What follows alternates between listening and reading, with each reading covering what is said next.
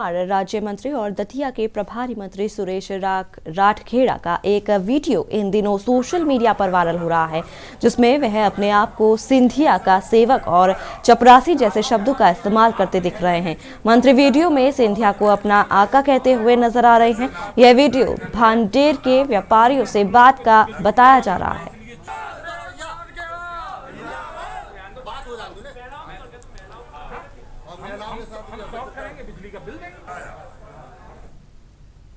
भूपेश बघेल सरकार द्वारा बिजली की बढ़ाई गई दर को वापस लेने की मांग को लेकर बीजेपी जिला कांकेर द्वारा कलेक्ट्रेट रोड में धरना प्रदर्शन कर जिला प्रशासन को राज्यपाल के नाम ज्ञापन सौंपा गया। बता दें कि बढ़ाई गई बिजली की दरों को लेकर भाजपा नेताओं को भूपेश सरकार के बिजली बिल हाफ योजना को लेकर सवाल उठाए। वहीं जिला अध्यक्ष सतीश लाटिया ने कहा कि इस बार मानसून सही समय पर न आने के कारण किसान परेशान हैं। वहीं कार्यक्रम में भाजपा के पूर्व प्रदेश अध्यक्ष विक्रमदेव उसेंडी, भाजपा जिला अध्यक्ष सतीश लाटिया, लोकसभा सांसद मोहन मंडावी सहित अन्य भाजपा कार्यकर्ता उपस्थित रहे।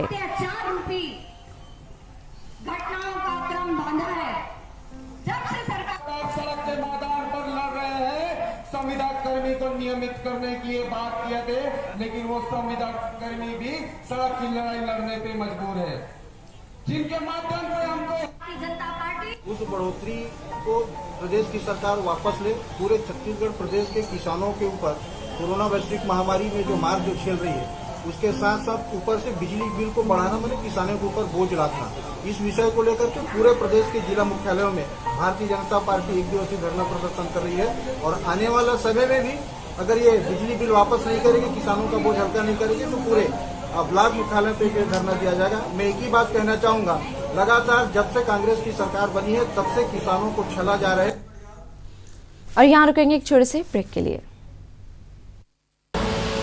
आप देख रहे हैं के न्यूज, खबरों का सारथी।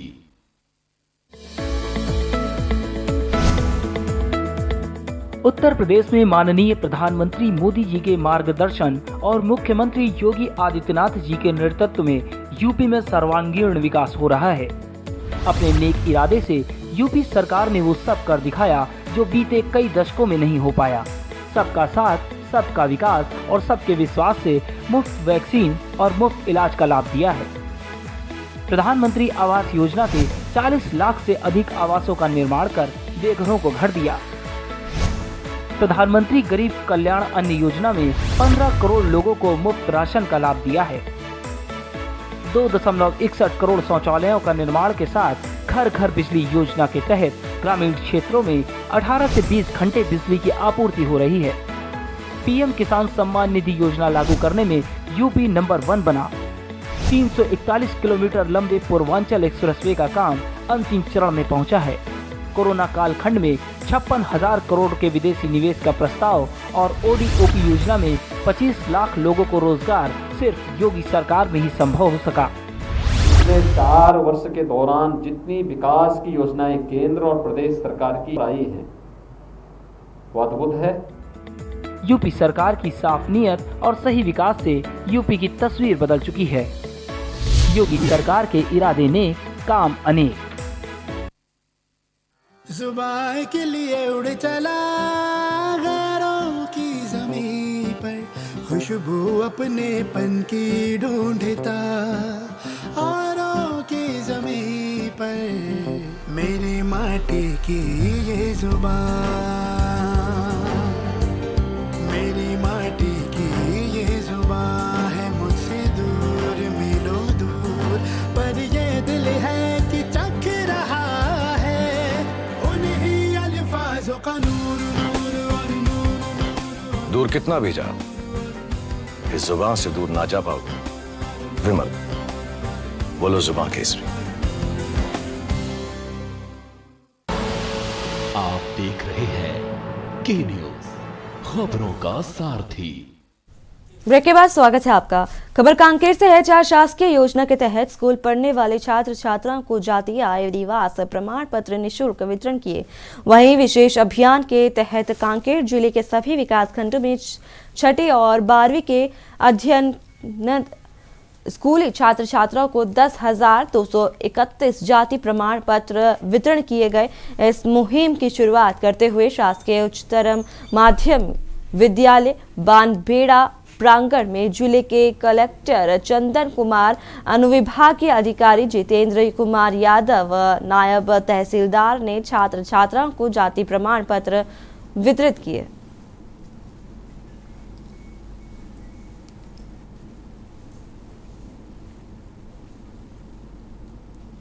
आप लोग को सूचित कर रहा हूँ कि पूरे जिले में आज 10,000 से ज़्यादा छात्र छात्राओं को जाति प्रमाण पत्र वितरण किया गया है और इसकी जो मुहिम है पिछले 6 महीने से हम लोगों ने लगातार चलाए थे। कई बार ऐसे शिकायतें आती थी और कई सारे लोग अपनी समस्याओं को भी लेकर आते थे कि उनके पास पर्याप्त दस्तावेज नहीं है या उनके जो दस्तावेज बन सकते थे वो कहीं ना कहीं राजस्व विभाग, शिक्षा विभाग में कई कठिनाइयों के कारण नहीं बन पा रहे थे और इससे वो कई शासकीय योजनाओं से के लाभ से वंचित भी हो जाते थे। इन सभी चीज़ों को देखते हुए हमने एक मुहिम चलाया। एक योजनाबद्ध तरीके से हमने ये तय किया कि सभी बच्चों को, चाहे वो किसी भी कक्षा के हों, हम उनको घर पहुंच सेवा देंगे और बिना उनको किसी भी कार्यालय में आए हुए, उनसे बिना एक फॉर्म भरवाए हुए हम लोग उनको स्वयं जाति प्रमाण पत्र बनाएंगे और इसके लिए समस्त प्रक्रियाएं हैं, चाहे फोटोकॉपी करना, चाहे उसे ऑनलाइन करना या उसके लिए नकल निकालना, ये सभी कार्य शासकीय रूप से किए जाएंगे। और इसमें जो हमारे सभी शिक्षक साथी थे, हमारे जो राजस्व के पटवारी हैं, आरआई हैं, एसडीएम, तहसीलदार, सभी लोगों ने एक टीम के रूप में काम किया है और ये एक तरह से हमने पहला एक एक्सपेरिमेंट किया है कि क्या ये संभव है कि हम अपने नागरिकों को जो शासकीय सेवाएं हैं वो बिना किसी परेशानी के, कठिनाई के, क्या हम उनको होम सर्विस दे सकते हैं। मुंगेली जिले के फरहदाज पंचायत में हुए भ्रष्टाचार के मामले में सरपंच, पंच समेत ग्रामीणों ने मोर्चा खोल रखा है। विभागीय अधिकारियों से शिकायत के बावजूद कार्रवाई नहीं होने से ग्रामीणों में भारी आक्रोश है। ग्रामीणों का आरोप है कि मुंगेली जनपद सीईओ भूमिका देसाई के निर्देशन में जांच गठित टीम के द्वारा सरपंच सचिव को न सिर्फ बचाने का काम किया जा रहा है बल्कि जांच के नाम पर सिर्फ और सिर्फ खानापूर्ति किया जा रहा है। इसकी खबर मीडिया में आने के बाद मामले ने तूल पकड़ लिया है, लेकिन कार्रवाई में लेट लतीफी करने की वजह से नाराज ग्रामीणों ने अब इस पूरे मामले की शिकायत जिला कलेक्टर के समक्ष करते हुए जांच कर दोषियों के विरुद्ध कार्रवाई की मांग की है। ये मीडिया का ही असर है। शिकायत तो हम लोग 22 तारीख को किए थे, उसके बाद कोई कार्यवाही चालू नहीं किया गया था। मीडिया की सहारा लेने के बाद मीडिया जब समाचार को प्रकाशित किए उसके बाद कार्यवाही शुरू हुआ है। जांच में आए थे 6 तारीख को और जांच भी लगभग संतुष्टपूर्ण नहीं है। जांच के दौरान पंचायत का कोई भी रिकॉर्ड हम लोगों को नहीं दिखाया गया।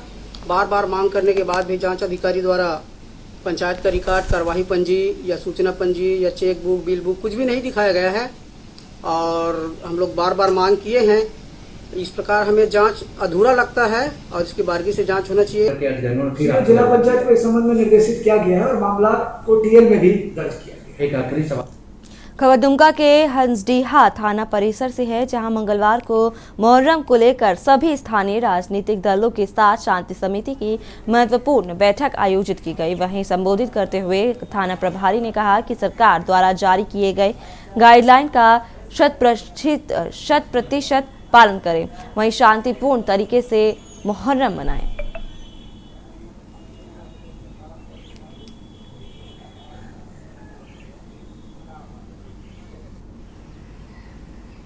हम लोगों ने पिछले वर्ष मुहर्रम मनाया है शांतिपूर्वक, उसी प्रकार से इस बार भी मुहर्रम मनाना है।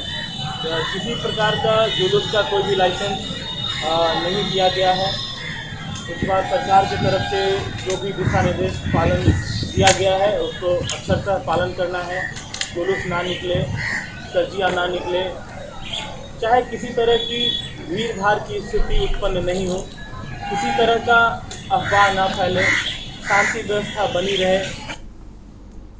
उज्जैन में एसटीएफ ने कार्रवाई करते हुए 4 आरोपियों को गिरफ्तार किया है। ये आरोपी 2 मुहा सांप को बेचने उज्जैन आए थे। एसटीएफ को मुखबिर से सूचना मिली थी कि 4 युवक शहर में वन्य जीवों की तस्करी करने आए हैं, जिस पर कार्रवाई करते हुए एसटीएफ ने उन 4 आरोपियों को उज्जैन के नरवर क्षेत्र में धर दबोच लिया है। आरोपियों के पास से 3 सांप बरामद हुए हैं, जिन्हें वह बेचने उज्जैन आए थे। वहीं आरोपियों के पास से एक कार भी जब्त की गई है।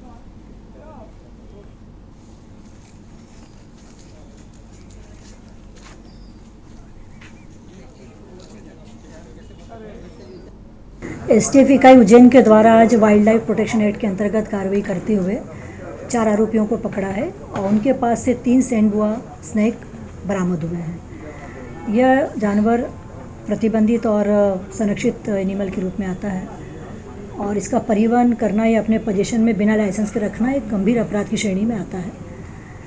इस जानवर से जो उपयोगिता है उसके बारे में एक तो ये कहा जाता है कि इससे मेडिसिन, इससे कुछ अंदर जो पदार्थ मिलता है उससे मेडिसिन का बनती है। साथ में कई लोग इसको रखना शुभ मानते हैं और साथ में तांत्रिक क्रियाओं में भी इनका इस्तेमाल होता है। इस कारण से इसकी अंतर्राष्ट्रीय बाज़ार में कीमत भी बहुत ज़्यादा है, लगभग 2 से 2.5 करोड़ की भी जिसकी कीमत बताई जाती है। और साथ में स्थानीय स्तर पर भी इसका जो लोगों ने खरीदने के लिए जो क्रय है वो मूल्य बहुत अधिक रखा हुआ। इस कारण लोग लालच में इसको रखते हैं और बिक्री करते हैं। खबर छतरपुर के सिटी कोतवाली थाना क्षेत्र के अंतर्गत है, जहां सुशीला अहिरावार के द्वारा सिटी कोतवाली थाने में कलेक्टर और एसपी के नाम पूर्व में आवेदन दिया था, जिस पर मध्यांचल बैंक के अधिकारियों के द्वारा बैंक मैनेजर का ट्रांसफर टिकमगढ़ जिले में कर दिया गया था, जिसके बाद कोई कार्यवाही नहीं हुई, जिसके चलते महिला ने पुलिस अधीक्षक से न्याय की गुहार लगाई है।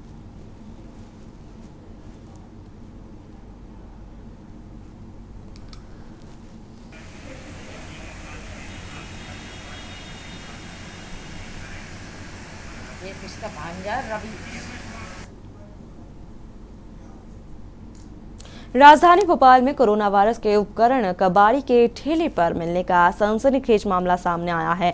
360 लोगों के फोन नंबर और कोरोना जांच की दिनांक कबाड़ी के ठेले से बरामद किया गया है। प्रदीप खंडेलकर द्वारा मामले का खुलासा किया गया है। हमारे संवाददाता क्यूम पठान ने प्रदीप खंडेलकर के साथ खास बातचीत की।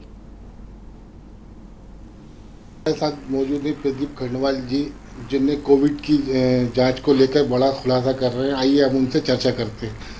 जी, क्या मामला है? देखिए, मामला ये है कि स्वास्थ्य विभाग का जो लोगों की कोविड की जांचें करता है उसको एक रिकॉर्ड बनाता है कि इनका मोबाइल नंबर, उम्र और उनका आगे जो है अपना खुद का कोड डालते हैं। और दूसरी चीज़ क्या है कि उसके बाद वो मोबाइल नंबरों पे उनको SMS भेजते हैं, जिससे पता चलता है कि नेगेटिव है या पॉजिटिव है, रिपोर्टें भेजा करते हैं। लेकिन मामला ये हुआ है कि 15 अगस्त के दिन जब मैं झंडा वंदन कार्यक्रम करने के बाद जब मैं नेहरू नगर से घर की तरफ आ रहा था, तो रास्ते में आते हुए एक कबाड़ी के ठेले पे कुछ सफ़ेद से डब्बे मेरे को नज़र आए। तो उत्सुकता अवश्य मैं वहाँ चला गया और मैंने जाके डब्बों को देखा। तो डब्बों को देखने के बाद एक डब्बे के अंदर कुछ डॉक्यूमेंट्स से दिखे, तो बाहर जब मैंने निकाल के देखा तो अंदर स्वैब स्टिक पड़ी हुई थी और साथ में डॉक्यूमेंट थे। तो उनको देखने के बाद मेरा माथा ठनका कि मैंने कहा ये क्या है। तो थोड़ा सा नज़र डालने के बाद ये समझ में आ गया कि ये लोगों का डाटा है और लोगों की निजता है, जिसको सड़क पे फेंक दिया गया है। कबाड़ी ने ये खरीदा था या उसको पड़ा मिला था, या क्या पता है? देखिए, कबाड़ी ने तो ये बताया है कि उसको कोई बेच के गया है, लेकिन रोड चलते हुए कोई उसको बेच के गया था, तो उसमें वो ज़्यादा कोई खुलासा करने की सिचुएशन में वो भी नहीं था। और हमने भी ज़्यादा उससे ठोस बात करके उससे पूछा नहीं कि भाई कहाँ से क्या लेके आया है। ये थे हमारे साथ प्रदीप खंडवाल जी, जिनने कोविड को लेकर एक बड़ा खुलासा किया है और आगे भी चर्चा करते रहेंगे। कैमरामैन लक्की के साथ कयूम पठान, के न्यूज़ भोपाल। जगदलपुर पुलिस को अंधे कत्ल की गुत्थी सुलझाने में सफलता हासिल हुई है। आपको बता दें कि 15 अगस्त को अस्पताल से सूचना प्राप्त हुई थी कि किसी महिला की चोट लगने से मृत्यु हो गई है, जिस पर पुलिस द्वारा जांच की जा रही है। चश्मदीद और साक्ष्यों के आधार पर संदेही से पूछताछ की गई, जिस पर संदेही ने हत्या करना स्वीकार कर लिया है। पुलिस ने आरोपी को गिरफ्तार कर जेल भेज दिया।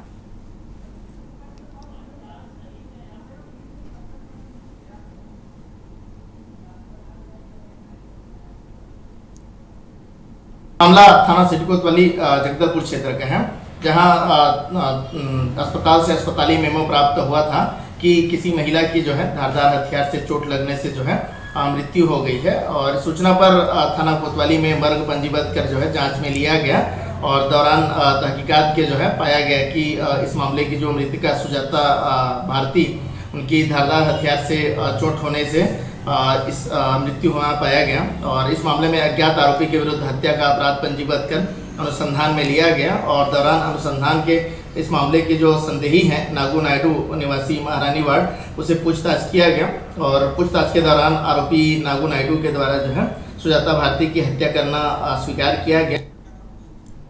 कांकेर जिले के चारामा तहसील में मर का टोला घाट नेशनल हाईवे 30 पर जंगली हाथी देखा गया। वहीं हाथियों के दल से एक जंगली हाथी भटक कर नेशनल हाईवे तक पहुंच गया। जंगली हाथी को देखकर मुसाफिरों के वाहनों की दोनों तरफ लंबी कतारें लग गई, जिसका मुसाफिरों ने वीडियो बनाकर सोशल मीडिया पर वायरल भी कर दिया। जंगली हाथी को देखकर लोगों में दहशत का माहौल पैदा हो गया।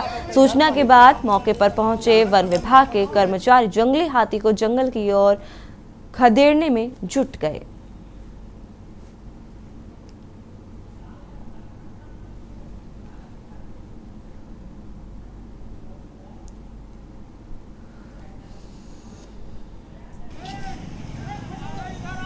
जंगली हाथी को देखने के लिए लोगों की भीड़ एकजुट हो गई। कांकेर से आपको खबर दिखा रहे हैं, जहां तस्वीरों में भी आप साफ तौर पर देख सकते हैं कि जो हाथी है, जंगली हाथी है, भटक करके रोड किनारे आ गया है, जहां लोगों की भीड़ भी देखने को मिल रही है। लोगों में दहशत का माहौल पैदा हो गया है जंगली हाथी को देखते हुए। वहीं सूचना पर वन विभाग की टीम मौके पर पहुंची और हाथी को जंगल की तरफ के लिए प्रयास किया गया।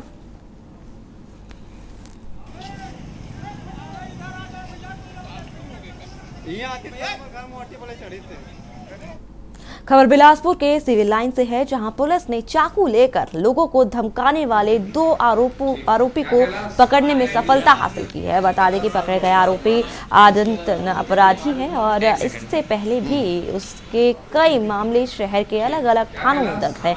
मामले का खुलासा करते हुए पुलिस अधीक्षक ने किया है। अतिरिक्त पुलिस अधीक्षक उमेश कश्यप ने बताया कि इस आरोपी के कई मामले पहले भी थानों में दर्ज हो चुके हैं। आरोपी के अब पकड़ने पर पुराने मामलों को भी खंगालने का काम किया जा रहा है।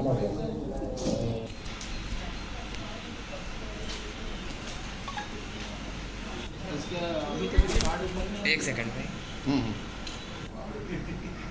ठीक क्या कहला हमारे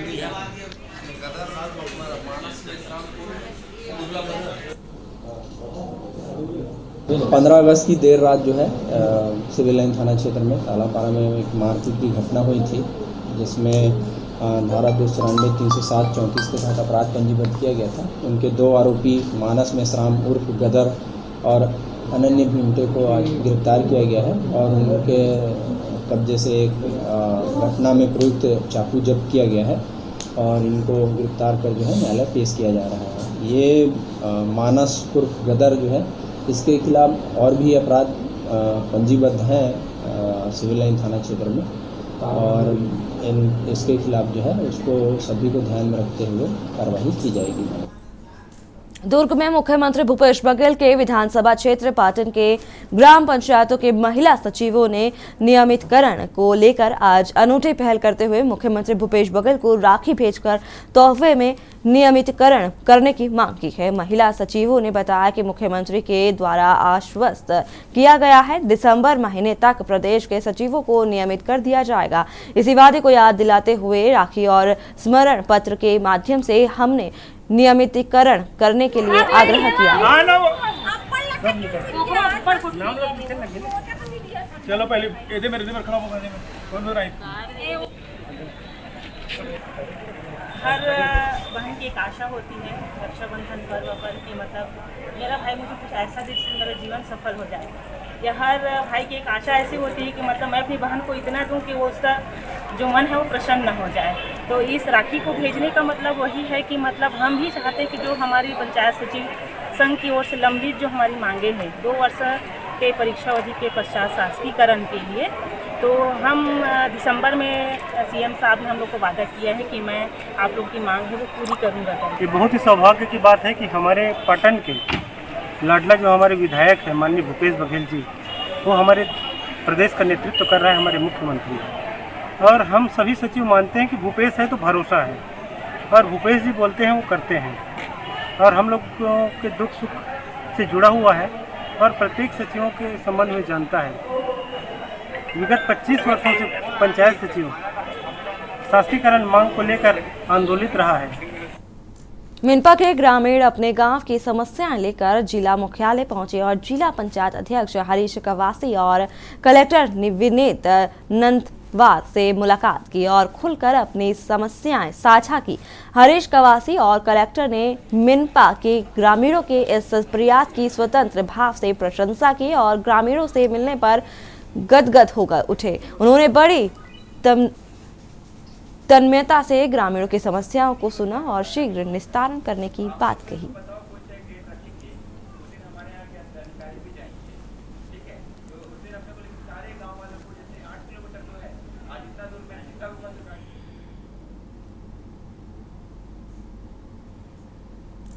खबर बिलासपुर से है, जहां छत्तीसगढ़ की न्यायधानी बिलासपुर अब गांजे के बाद ब्राउन शुगर जैसे नशे का अड्डा बन चुकी है। बिलासपुर के सिविल लाइन पुलिस ने ब्राउन शुगर बेचने वाले ऐसे ही एक आरोपी को पकड़ने में सफलता हासिल की है। मामले का खुलासा करते हुए अतिरिक्त पुलिस अधीक्षक उमेश कश्यप ने बताया कि नशे के कारोबार में लगाम लगाने के लिए पुलिस कार्य कर रही है और इसलिए सभी थाना प्रभारियों को अपने थाना अंतर्गत चलने वाले नशे के व्यापार चलाने वालों की जानकारी लेकर कार्रवाई करने का निर्देश भी दिया गया है। चेकिंग के दौरान कार सवार के पास से 8 ग्राम ब्राउन शुगर पकड़ी गई। पुलिस मामले में आगे की पूछताछ में जुट गई है।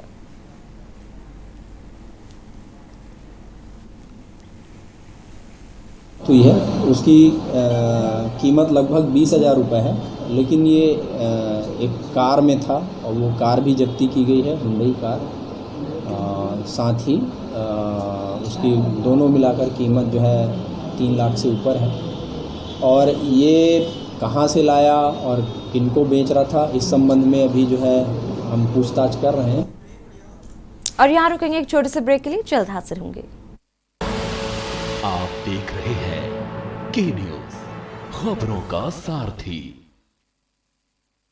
सुबह के लिए उड़ चला गैरों की ज़मीं पर, खुशबू अपने पन की ढूंढता।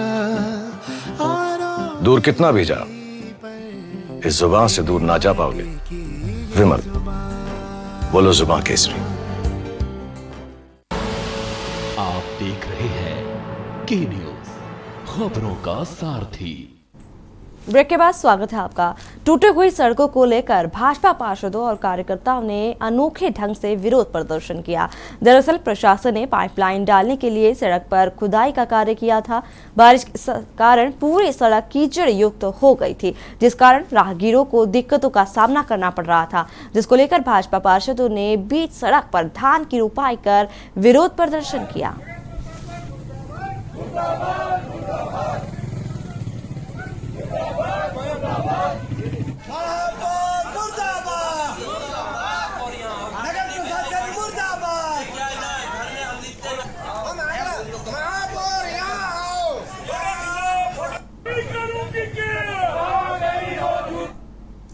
खबर बलौदा बाजार से है, जहां भगवान राम के राम वन गमन पथ से चलते 2 बाल योगी भगवा वस्त्र धारण किए अयोध्या की पावन भूमि से एक संकल्प के साथ रामेश्वरम धाम तक पैदल यात्रा करते चल रहे हैं।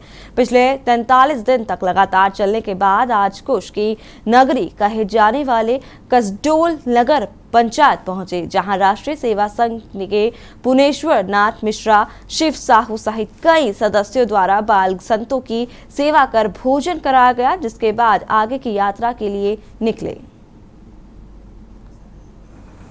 बाल संतों का स्वागत किया गया है। बलौदा बाजार से खबर आपको दिखा रहे हैं, जहां कसडोल नगर पंचायत संत पहुंचे और इनको भोजन भी कराया गया, जिसके बाद वे आगे की यात्रा शुरू इन्होंने की। श्री राम जी का जो जिस पथ पर प्रभु श्री रामचंद्र जी ने 14 वर्ष बिताया था, ऐसे पथ पर भ्रमण करने का संकल्प लेकर 2 बाल संत अयोध्या से चले हैं। इसकी खबर कल सायंकाल को मुझे प्राप्त हुई कि शिवरीनारायण मंदिर में मठ में 2 संत ऐसे रुके हुए हैं जो अयोध्या से निकले हुए हैं और रामेश्वर तक की इनकी पदयात्रा है। ये श्री राम पथ गमन जो कि 16 जुलाई दिन शनिवार को प्रातः 8 बजे से प्रारंभ की गई, जो कि ये रामेश्वरम तक की यात्रा है। लगभग 7,500 किलोमीटर का श्री राम पथ गमन है। अयोध्या से अगर जाया जाए तो रामेश्वरम 2,500 किलोमीटर है, लेकिन श्री राम पथ गमन अगर जाया जाए तो वो 7,500 किलोमीटर की यात्रा है। ममता सौदा के नेतृत्व में रक्षाबंधन पर्व मनाया गया। इस अवसर पर सरकारी मिडिल स्कूल के युवा लड़कों ने महिला थाना पंचकुला में महिला पुलिस कर्मियों को राखी बंधाई।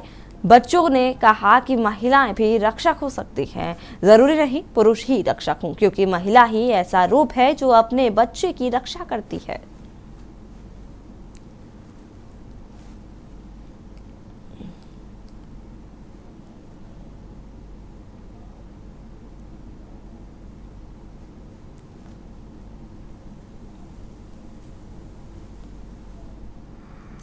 खबर रायसेन से है, जहां स्वास्थ्य मंत्री डॉक्टर प्रभुराम चौधरी ने गैरतगंज नगर के विभिन्न वार्डों में 27 लाख रुपए से अधिक लागत के निर्माण कार्यों का भूमि पूजन किया। इस अवसर पर उन्होंने कहा कि मुख्यमंत्री शिवराज सिंह चौहान के नेतृत्व में प्रदेश सरकार द्वारा कोरोना महामारी के कठिन दौर में लोगों को कोरोना संक्रमण से बचाने, मरीजों के त्वरित उपचार के साथ साथ जरूरतमंदों के भोजन की भी व्यवस्था सुनिश्चित की गई है। स्वास्थ्य मंत्री डॉक्टर चौधरी ने कहा कि कोरोना महामारी के कारण विकास कार्य सहित अनेक गतिविधियां बाधित हुई हैं, जो अब धीरे धीरे प्रारंभ हो रही है। क्षेत्र के विकास के लिए वह निरंतर प्रयासरत हैं और कोई कमी नहीं आने देंगे।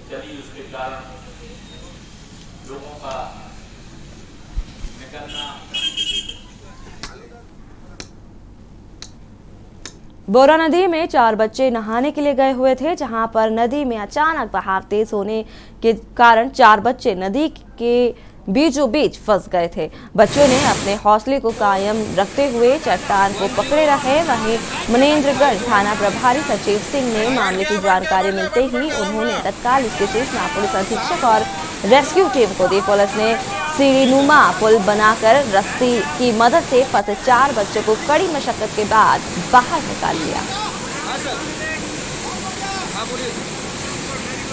तस्वीरें आपको दिखा रहे हैं, जहां कोरिया में नदी के तेज बहाव में फंसे 4 बच्चे, जिसके बाद जैसे ही पुलिस को इस पूरे मामले की सूचना मिली, पुलिस ने मौके पर पहुंचकर और रेस्क्यू ऑपरेशन कर बच्चों की जान बचाई।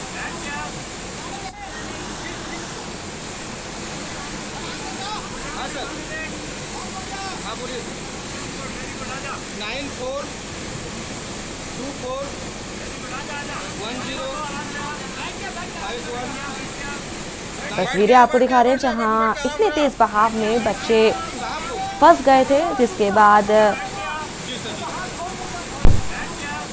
पुलिस ने बच्चों की जान बचाई।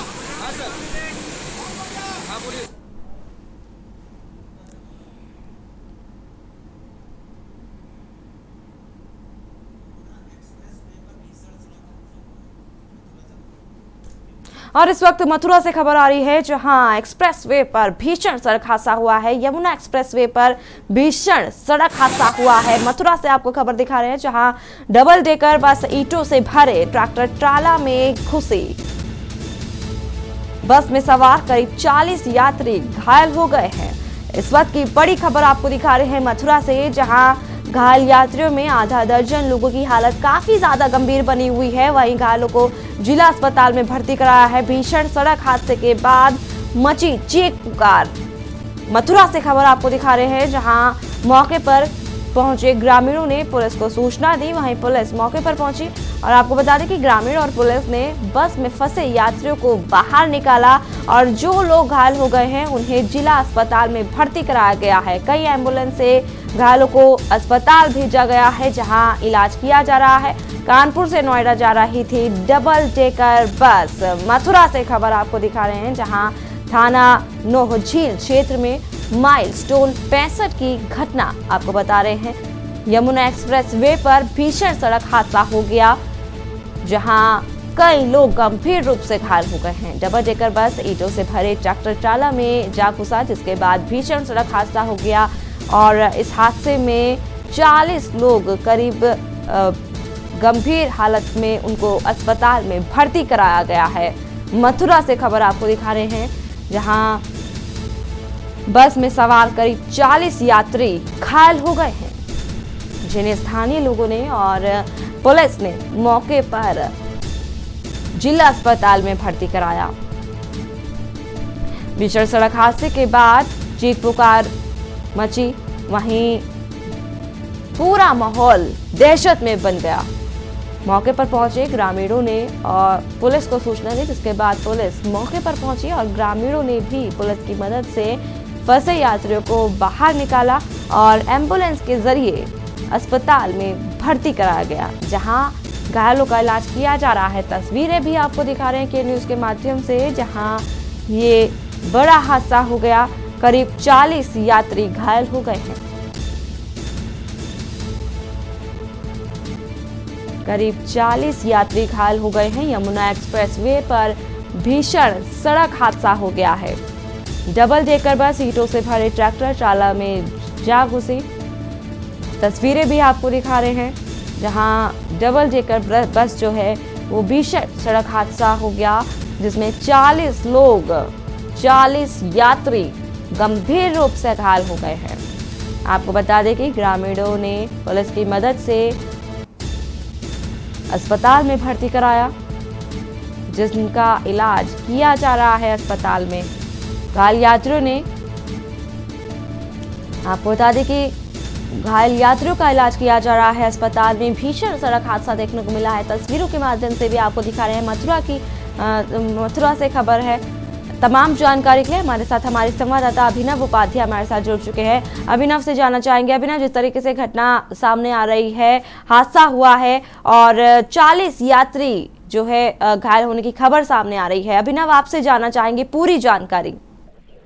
जी बिल्कुल, मैं आपको बता दूं, ये यमुना एक्सप्रेस के माइलस्टोन 65 की घटना है। यहाँ पे एक डबल डेकर बस कानपुर से नोएडा जा रही थी, तभी माइलस्टोन 65 के समीप एक ट्रैक्टर ट्रॉली से भरी हुई साइड में खड़ी हुई थी और ड्राइवर को नींद की झपकी आ जाती है और अचानक से जो डबल डेकर बस है वो ट्रैक्टर ट्रॉली में घुस जाती है, जिसमें 40 लोग जो यात्री थे वो सवार थे और जिसमें 40 यात्री घायल हुए हैं, जिसमें 6 की हालत गंभीर बनी हुई है। और जैसे ही ये घटना हुई, चीख पुकार सुनी, जो आसपास के जो ग्रामीण खेतों में जो काम कर रहे थे उनकी भीड़ इकट्ठी हो गई और उन्होंने पुलिस को सूचना दी। मौके पर स्थानीय पुलिस और ग्रामीणों द्वारा सभी घायलों को सामुदायिक स्वास्थ्य केंद्र नौझील ले जाया गया, जहां पर जिनकी हालत गंभीर थी उनको जिला अस्पताल में भर्ती कराया और जिनकी कुछ ज्यादा हालत खराब थी वो अपने निजी अस्पताल नोएडा, दिल्ली रेफर कर दिए गए हैं। फिलहाल की जो स्थिति है, रोड यातायात चालू करा दिया है और जो भी जो लगभग जो ज्यादा जो घायल थे उनको सभी को जिला अस्पताल रेफर कर दिया, जिसमें 6 की हालत गंभीर बनी हुई है। जी अभिनय, आपसे ये भी जानना चाहेंगे, जिन लोगों की हालत गंभीर बनी हुई है, अब हालत कैसे देखने को मिल रहा है? डॉक्टर्स का क्या कुछ कहना है? जी बिल्कुल, प्रशासन का कहना है कि रेस्क्यू करके सभी लोगों को जो घायल थे उनको अस्पताल पहुंचाया गया है, जिसमें जिनकी हालत जो गंभीर है उनको जिला अस्पताल भेजा गया और जिला अस्पताल भी अगर उनको ठीक तरीके से इलाज नहीं मिला तो उनको आगरा रेफर किया जाएगा। पूरी तरीके से जो यात्री है उनको इलाज किया जा रहा है और फिलहाल की जो स्थिति है, जो यमुना एक्सप्रेस का रूट है उसको चालू करा दिया है और जो घायल को अस्पताल भिजवाया। जी अभिनय, पूरी जानकारी के लिए आपका बहुत बहुत शुक्रिया। बता दें कि बस में सवार करीब 40 यात्री थे जिनकी हालत गंभीर बनी हुई है और उनको इलाज के लिए अस्पताल में भर्ती कराया गया है। मथुरा से खबर आपको दिखा रहे हैं, जहां यमुना एक्सप्रेसवे पर भीषण सड़क हादसा हो गया।